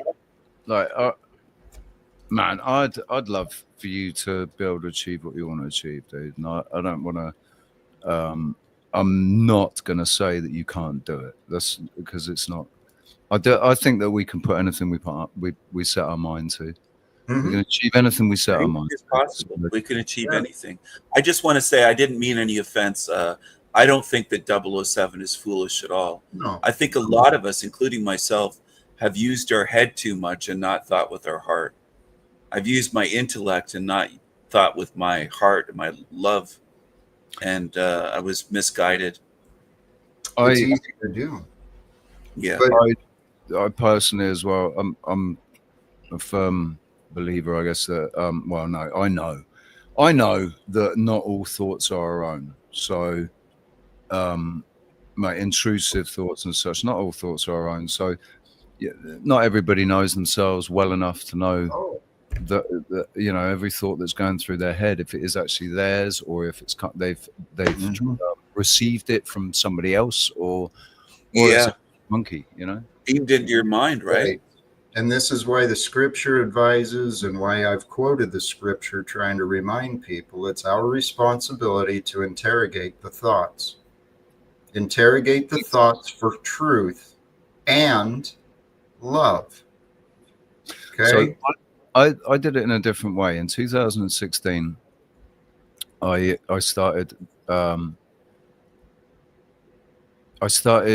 basically meditating and saying, right, I know that none of these, because I was having bad thoughts. I was having really like shitty thoughts that were putting me into spiraling me into depression, because they were memories and, you know, dreams and stuff that I had with my girl that was killed, and I knew it wasn't. I thought, this isn't me. This is not me punishing myself. So I banished every thought from my fucking head, every single thought from my head. For basically, it was for 2 weeks. I was having to get every thought out of my head, and then for the last week, it eased off. And then by the end of the third week, after like a couple of days, it was like on the second day, I realized that my head had been completely clear for 2 days. I hadn't had any intrusive thoughts at all, and I was feeling really, really happy, really happy. But that was awesome. Basically that was policing my thoughts and chucking out absolutely every thought until I could trust that the thoughts were either mine or just not bad. You know, they weren't gonna put me into spiral me into a depression again or something. Richie, did you step away from that? Did I what? Sorry. Did you step away from that practice? Policing my thoughts? Absolutely not. No. Policing my thoughts. What you described resonated with my own experience. I had in my mind early in my path of self-development, before I started learning the power of mind and stuff, I was looking at the examples I'd seen of good people trying to connect the dots between what I did know of religions and of Jesus. And I'd learned of meditation, I just never figured it out. And I never really actually had explanations, but by God's grace, I did figure it out. And it's exactly what 007 said. You intentionally clear your mind of thoughts. You don't battle the thoughts. You just don't attach. You let them go. And when you stop allowing the thoughts, it just settles in. And then you recognize the stillness of your being. And in the stillness of being, without thought, without agenda, without worry, without hurt, it's glorious to be. And that's where, I mean, the Buddhas were teaching, you know, to overcome the suffering of the world, you be true, true word, true thought, true deed, true action. That's the same message that Jesus is teaching. Be with love. Because when you're with love, you're authentic. When you're absent from love, you become a bitter character. And I've Yes. played bitter characters for a long time. They're not fun. Yes. Do you mind if I jump in here, Jack? And just, I don't want to promote another channel, but Ian from We Are Awake TV goes into this a lot with emptying the mind of thoughts. He's been on this path for months now. He views the mind as the enemy, and to empty it not just of intrusive thoughts, but of all thoughts. Sun Tzu. So know thy enemy. Sun Tzu was talking about the self. He wasn't talking about the enemy, the outside, the enemy outside. He was talking about the enemy within. Yes. And if you know you are your enemy, you study you. You make sure you don't get tripped up by you. Well, you understand what it is that is like enemy is quite a strong word, but Yeah, we are our own worst enemy. We are our own worst enemy Yes. because of physical pleasure, gratification, addictions, all that sort of stuff. Lust. And also thought, because of the false sense of self, right? The false sense of self that says I am this and I am that, and I am this. I shouldn't be spoken to like that. Or do you know who I am? You know, or thinking that it's Good point. I forget where I've taken off, so I don't know where I'm landing. It's all right. It's Ian was talking about how, oh, go ahead, Jack. I didn't mean to interrupt. That's actually what I wanted to swing back to, was that idea of the mind can be dangerous. If you don't control your mind, it will take you through hell. Okay? Yeah. And the mind is given to a child. So it's a powerful tool that we all get used to in our own way. I've heard that NyQuil helps with those children minds.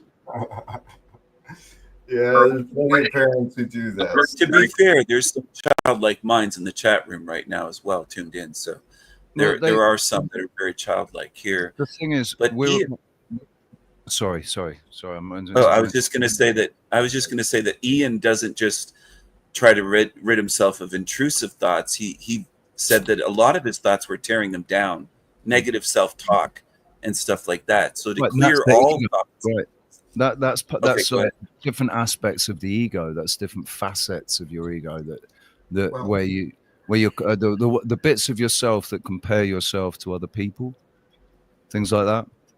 Because you should never compare yourself to other people. Sure. You should only ever compare yourself to yourself.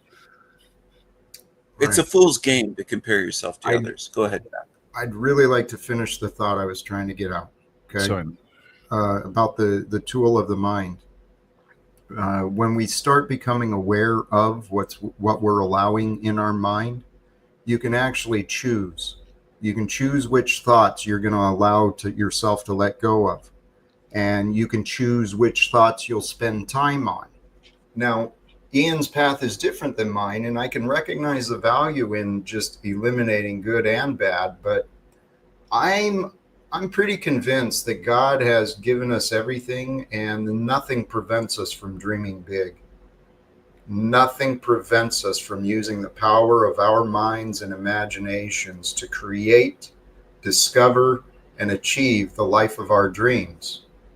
Once I started realizing that we could do that there was nothing holding me back from taking chances, well, I started taking chances again. My chances and my efforts were misunderstood. I was wrongfully accused, misrepresented, but I haven't given up. I have not given up on my dreams. I've had time and opportunity to start thinking bigger. Preach, Brother Jack. Well, this is the thing. I'm not superior. I'm an average dude. And I think this is why God is doing this with us, because it is us, not me. But I like what you said about it, think bigger, and like people are kind of boxed in small. Now, if they can get bigger, with their thinking and open the mind, or open the possibilities up rather than open the mind. I think that's what you're getting at, Jack. Right, it's broadening our horizons. Like, people are so we're so, people seem to be so limited as to what they can do. You know, Limited. It's a pipe dream to become what, you know, to be in the music industry or to become a film star. They see these only these particular avenues as the avenues to success, Right. when actually any avenue could be, like, it doesn't have to be in these specific fields. It's just the people that are in control of the money and printing the money and everything at the moment. It does seem to, it feels like they have a club, and there are a certain number of members in there, and they're not really that keen to let any new members in. In fact, they're just trying to, at the moment, wrap it up so they can win the game. Right. So, Well, this is where I feel I've been given an advantage. I've been studying those who study success, right? And so back to the idea, we've got a guest, and I'll bring him up in just a moment.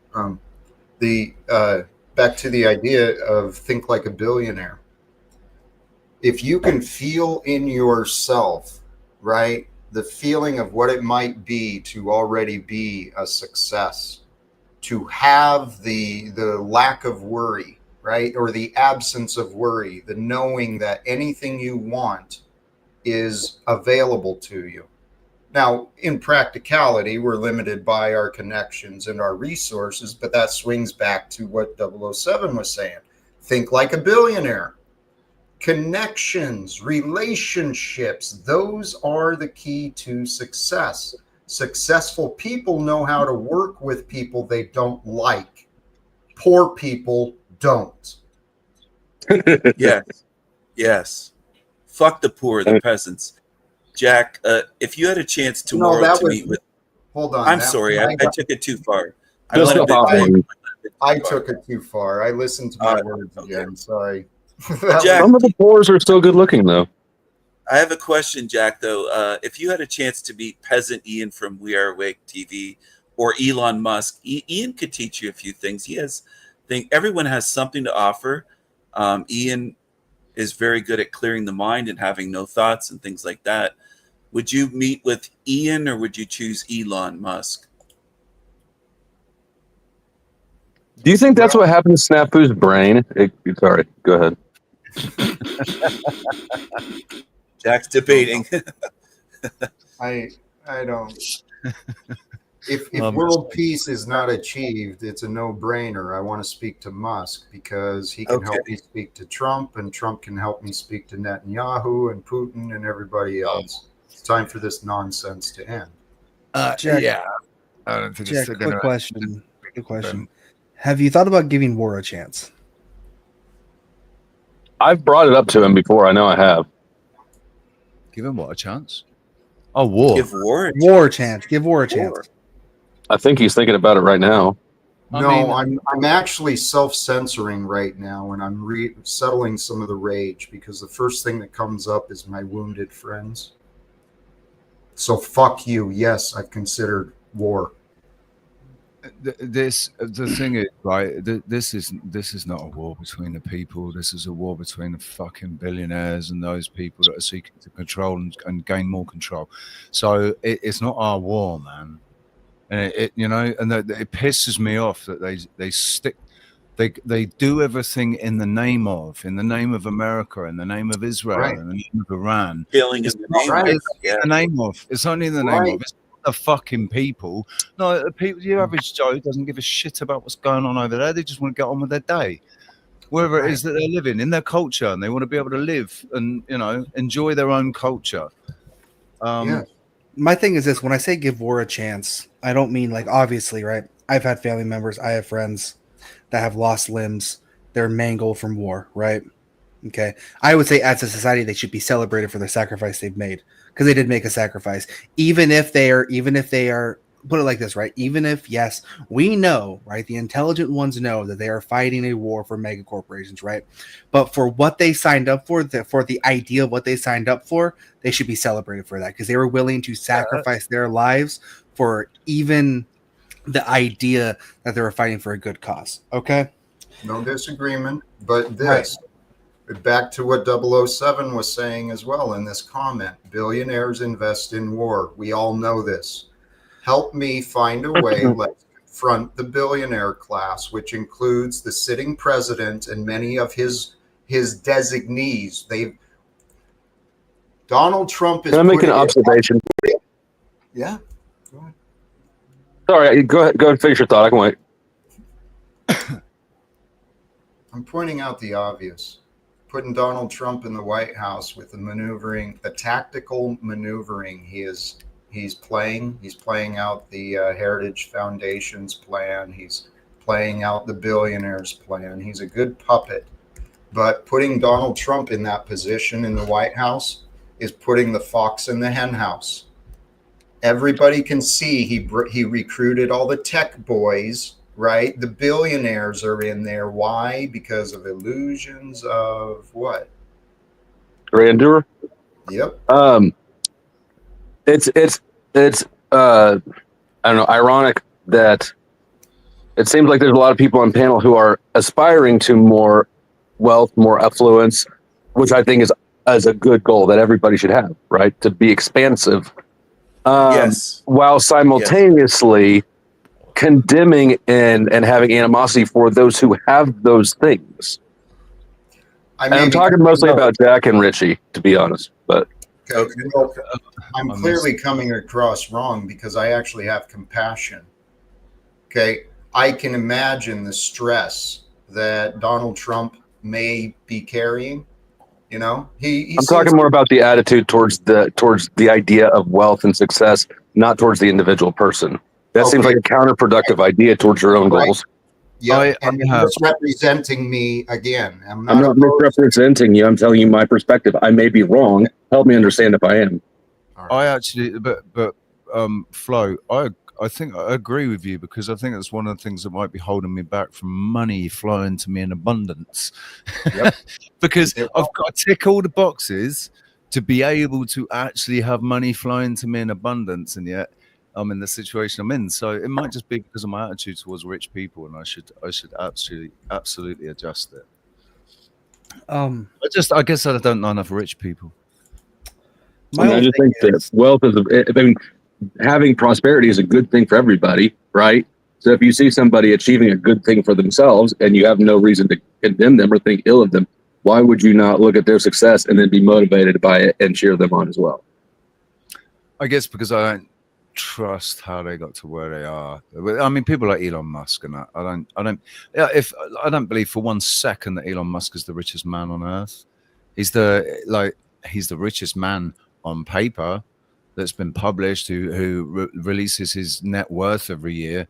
But the likes of Finkel, or whatever his name is, and generally people with Finkelstein as their name, or Goldsmith or something, they don't publish their net worth, and you can guarantee it's probably 2 or 3 times bigger than Elon Musk's.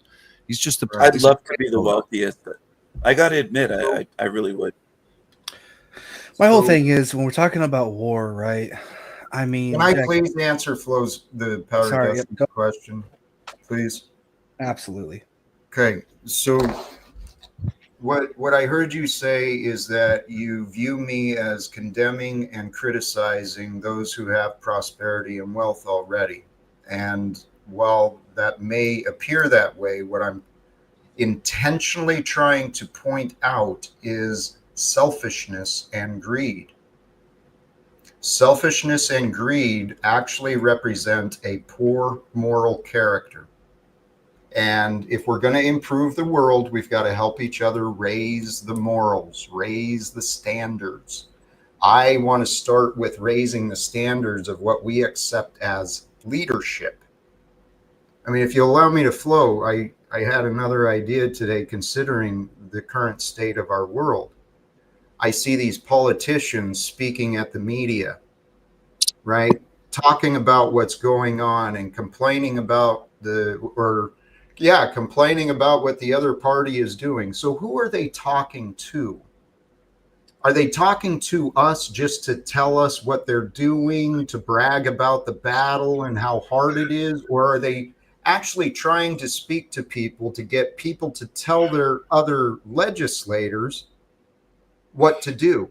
Now, if that's the case, if they're speaking at the media and speaking to us because they want to be told what to do, they're not in the position of leadership. And that's not what I would do. And I want to help the Republicans and the Democrats in the current sitting Congress and House. I want to help them realize that they're playing a sick game.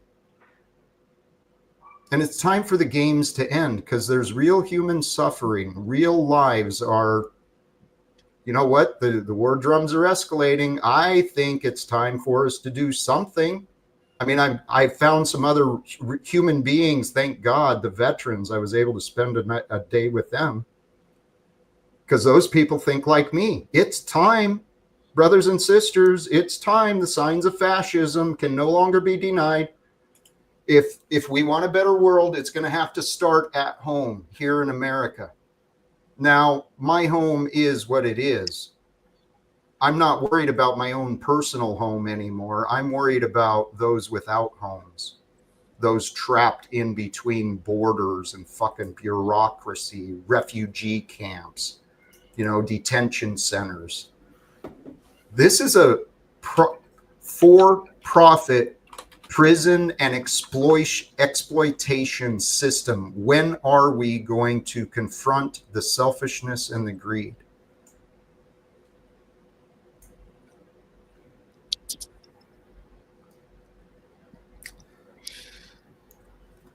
That's the question I'm asking myself. My question was about prosperity, not about greed. I agree, greed is the bad thing. Prosperity is a good thing, and it allows prosperity begets prosperity, and a whole abundance mindset. I think Tony Robbins is into that shit. Mm-hmm. And that's why. Am I misunderstanding your angle? There's a slight separation, I think, but we're getting closer. We have fewer disagreements than I think we might think. I'm sorry, go ahead. I think the yin yang, like positive, negative, the dualistic nature of this realm, this world that we live in, the reality that we experience.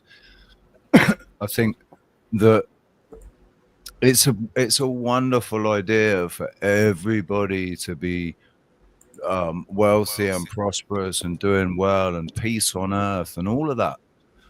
But if that were to happen, then technically the world would be out of balance, because this world is about dark and light. It's about positive and negative. The way the energy flows in this realm is through that anode cathode reaction, that creates the energy flow. So you need the contrast. Right, you need the contrast. There is no positive.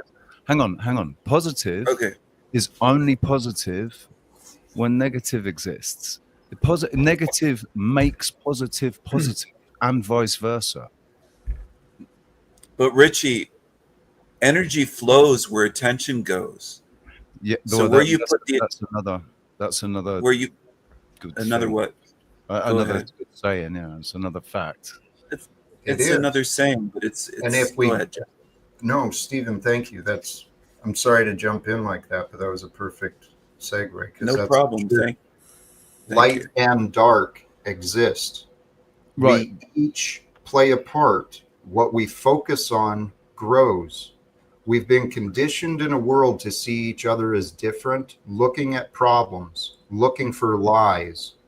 We look for problems and lies because we're scared and afraid. We don't understand. So I never thought that I'd end up quoting Jung and actually agreeing with Jung about like the shadow self. the dark side of us, right? We've all got the light and the dark inside us. We all have the potential to be a devil or an angel. We can do good or bad because of our free will and because of our nature, right? And you could say that it's the carnal side of us that's the dark side of us, and the spiritual side of us is the light side of us. But we have both. And Jung talks about integrating the shadow, and also a lot of the esoteric teaching talk about actually integrating the shadow, which means making the shadow part of your daily life. So I know you said, it's true, where attention goes, energy flows, right? But if you focus too much on one thing and neglect the other thing will end up growing, fading away. It fades away. Yeah, the darkness fades away. No, dude, listen, I'm sorry. Hey, but 007, I've been patient. Please. If you think it fades away, mate, you're deluded. You are fine. Believe what you want. Now can I speak, please, on my panel again? This is why you're not ready to teach people, mate. Do you see that? Do you understand? Yep, that's what you want to prove. So there's been a comment here that I've been wanting to address for a while, but I've been wanting to be patient. You did address it, though. The super chat just came through slower than, so it hit late. All right. Appreciate you, though. Well, and here, 007, I want to bring you back because I like your company, but you're doing the same thing that many others have wanted to do, is give me your doubts, okay? And your doubts are for you, to overcome for you. Now, if you want to understand why I say the things that I do, I'm happy to explain, but everyone's objections and bouncing ideas, guys, what are we doing? Seriously. This is our life. We only get to live today. Tomorrow's not guaranteed. We don't know when we're done, so let's get as much done as we can while we're here. And the best way to get things done, I've experienced it, it's through teams. And teams can work great when people can cooperate and if someone's willing to step up and lead. I've been leading myself, inviting anyone to be a leader with me. Let's figure this out together. I'm all in. Seriously, guys. Powder Dusty, bless you, man. Thank you very much. Richie, the generosity, for sure. Sorry. Y'all stressing and being tense for no reason. I know, I do that. And it's a habit I'm trying to break myself. And I'm just trying to win my point by any means necessary. So if I have to be prosperous to prove my point about prosperity, then goddamn it, let's do that. There you go. Regarding prosperity, I see that when we stop allowing individuals, the 1%, when we stop allowing 1% of our population to get away with hoarding, and people stop obediently protecting the hoarding and enforcing the poverty nature of the society, when mankind stops spending so much on war, guess what? That frees up all those resources, all those human beings, all that labor and energy and talent, all of that is freed up for education, for agriculture, for, food production. All sorts of things could be created if we stop fighting. Might I suggest sort of an adjustment on that thought? Like, I don't see that the 1% being prosperous as the issue. I see the deficits in the 99%. So if you focus on filling that need and not worrying about other people having too much. What? Okay, go ahead. It's maybe I'm not being clear, because it's not the individuals. They're not to blame. They're to be congratulated. Good job. You guys figured out the game. You know how to succeed. And every billionaire, I'm sure, has dedicated their time and energy and fucking committed themselves to becoming great. But we're all capable of that. However, not everyone has examples of that. Well, none of us do, I don't think. I mean, do any of us know a billionaire? I don't, not yet. But this is what I realized, the difference between me and Donald Trump. Both of us are alive today. He's a little bit older than me. He's certainly achieved and, done more, far more than me. But his life has been, he's been bailed out. He had successful examples surrounding him. He was born into the family that he was, and he was taught, maybe unhealthy from a cold dad and mom, but he was shown and taught how to succeed. So that's in his mind, not me. What I was taught is the world can't be trusted, that you got to do everything on your own, that you've got to work in order to get, right? That's what I was taught, to play along. Well, the billionaires know different. They know that what they figured out is that you and them, we are all here to achieve. What can I get away with? Now, the devilish mind will do that as far as selfishness, right? What can I get away with? What can I get? But I've purified my mind intentionally. And so I live with, what can I get away with as far as making a difference? If not for me, for someone else. Where can I serve the world I live in? I got time. Go ahead. I have a question, Jack. I was just going to ask you, in terms of hoarding, would you, under your system, distribute the wealth? Let's say from Elon, he's got what, 500 billion, or they say close to $1 trillion. What would you do with the wealth that they're hoarding? When they're hoarding, let's say he reaches $1 trillion, should it be distributed to the poor? It's not for me to decide, but what I would encourage him and others to do is to recognize this is their life to give. And there's people in the past, I don't remember who exactly, but some of the billionaires who are known for giving away, Carnegie perhaps, they spent half the life earning wealth, and then they spent another part giving it away. And that's how the whole idea of philanthropy, as I understand, Carnegie was born, yes. Yeah. Yes. Well, the smart, wealthy people, they realize, oh, there's a tax advantage in this, and it's written into it. So now philanthropy has been turned into corporate friggin' manipulation again. And so back to your question, would we redistribute wealth? Well, the number one thing I want to point out is forgiveness of debts is an option. And if all the debts are forgiven and every dollar that has ever been created is based out of debt, right?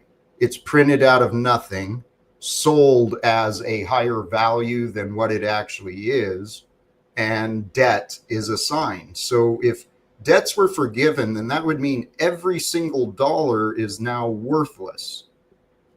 So we're just back to trying to figure out how to exchange value, how to share with one another. That sounds like a big step backwards. No, it's not. It's actually a step towards overcoming the illusions of wealth and authority. They're actual things. Only because people believe in them. That they might be a social construct. I don't disagree with that, but we are a social creature. Yes, and so we created the order of authority and money, wealth, right? And that's how wealth gets done, right? The job creators, all they do is pay and tell people to get it done. They're not working. They're bosses, and people are obedient. Why are people obedient to someone else's desires, someone else's dream? Why are people obedient just for a small paycheck? Because that's what they've been taught. But if we create a better world where truth is what matters more than budgets or authority, right? Where we have oversight on the positions. Because right now, back to the idea of these government officials,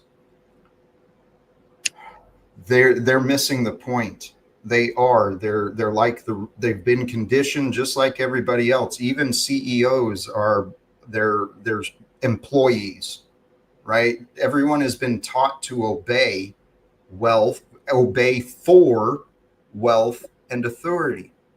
A lot of people love obedience. I don't. You don't. No. A lot of people do. OTW would scuttle under a bus if somebody told him to, and he'd love it. Jack, I have a question about the protests, no kings, and all that sort of thing going on. Obviously, as a king, I'm against it. And I'm not trying to be funny here, but there are people that believe that we should end monarchies and all, like they believe Trump is a king as well. And they believe that the rich at a certain level should just be basically eaten or euthanized. Would you euthanize the billionaires of this world to distribute the wealth as some are calling for in protests? No. You wouldn't euthanize the motherfuckers. We change the world around them. And we change the world through getting control of the US government. See, the systems are created to protect those who control the systems. People have been pretending that the people in positions have more power than we do, but that's not true. What Powder Dusty brought up, in hindsight, it was conditioning myself with obedience, memories of pain for punishment, right? The trauma and the conditioning of memorization and obedience, it taught me to live in my past. And in the past was all these painful fucking memories and all these guilty ideas. And so I lived in misery because I tried to obey the rules of others. I actually can't imagine that at all. I cannot imagine you being an obedient person. It must have been wild. That's the past, though, Jack. You've come a long way. Sorry. Go ahead. Thank you. This is actually the benefit that the military offered me. When I went through basic training, I was shown the benefit of following orders, right? It results in shit getting done, right? You accomplish a lot when you follow the lead and you work together and you do what you're told when you're told. There's benefits to that. And so I started learning the benefit of abiding, right? And that, I think, is what saved my soul. What's that? The dude abides. That is the key. When there's rules upon us, we can defy, obey, or abide. Oh, And, hey, go ahead. I got a couple super chats I didn't notice until now. Do you mind? Please, go ahead. Thank you, Chuck. He drops 3 of them. The first one says, here's some dirty money for capitalism. Amen. The second one says, doesn't start by building one brick at a time, hence helping one person at a time, then it builds up. I missed context for this one because I just saw it. And I should have started with the foundation. I will agree with you. I'm not sure the reference because I think there's a time lapse.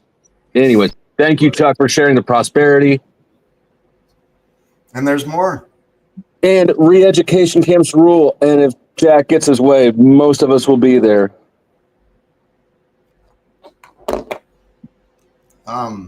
What? No. You're going to put us all in re-education camps? No, Jack? What I am Okay. going to do is consider this. Should we find a way that debts are forgiven and we start readjusting the way that value is shared in a workplace, right, where people are actually given fair wages, where the bosses are actually held with some accountability on how they treat their employees, how they actually operate the business.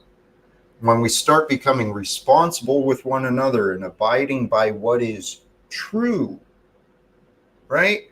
What is true is the overriding concern, but we got so many belief systems going on in this world. We live in a world where our government, the US government and the operatives within it decided it's a good idea to lie to the American public, please think about that thought.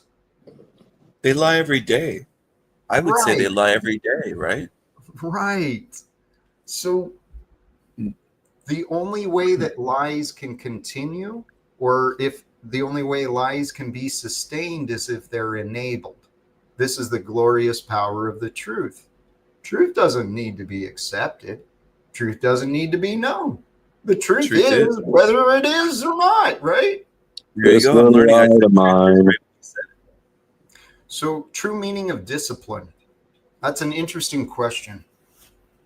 The purpose of discipline ideally is self-discipline. We live in a world where punishment and expectations have been placed upon each other, and discipline has actually been more closely associated with punishment. And punishment has been used for the excuse of correction, right? So through discipline, we can avoid times where we step out and we need correction or punishment. So the idea of learning discipline, becoming disciplined and purpose-filled, I think that's the right idea. That would be my definition, my meaning of discipline. Yes. Jack, I know you're a compassionate guy. I realize that from watching your show. But what I want to say, or what I want to ask is, some of these billionaires do not have the same compassion for others. And my question would be, what would you do if you were in a position of power and some of these billionaires have actual slaves? Will you please tell Steven that you'll hurt the billionaires? That's what he really wants. What would you do? What would you do with these motherfuckers that have African slaves? That in some of these countries they have slavery still going on in this realm. Would you end slavery? Would you stop slavery as part of your platform? Slavery ends when people are treated with equality and fairness. And so, yeah, if I meet anyone who is improperly treating anyone, I tend to speak up on behalf of the one who's being mistreated.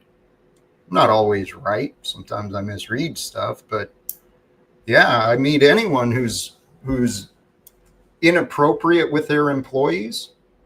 I'll have a conversation, and it's real simple. Help them see the humanity.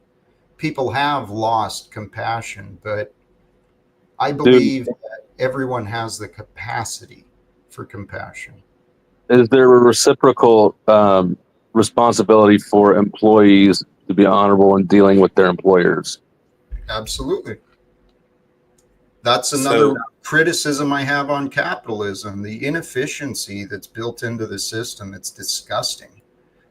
What are you talking about?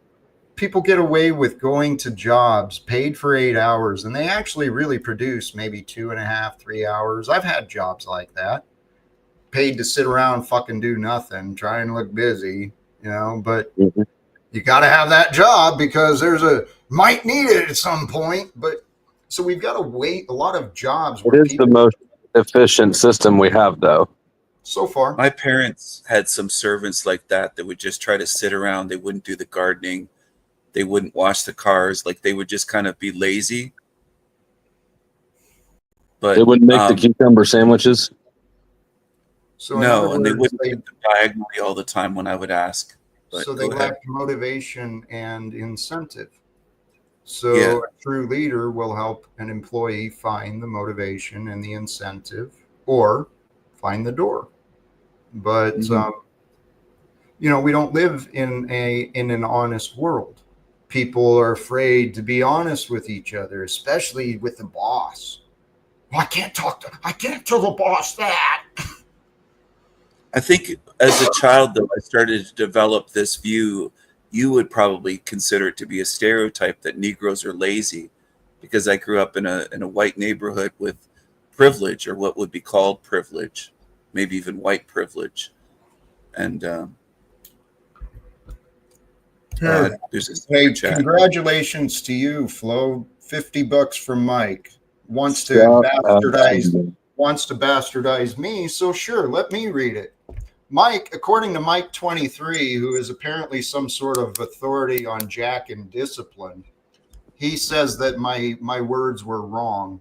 And according to Mike 23, nope, Jack, the true meaning of discipline is you give yourself a command and you follow it. That sounds like obedience, but sure, all right. It's not about what anyone tells you or what you've been taught in the military. You've been programmed, my friend. You probably think not, but you've been always. And Mike, thanks for contributing to the Powder Dusty. And thanks for your ignorance. I appreciate it. God bless you. Think what you want. Thank you, Mike, for the continued support and for sharing the prosperity that we can share. I'm going to wrap it up. You are so bitter for no reason. No, you're missing the point again. No, I'm not. All right. God bless you. Thank you for joining Powder Dusty and Stephen.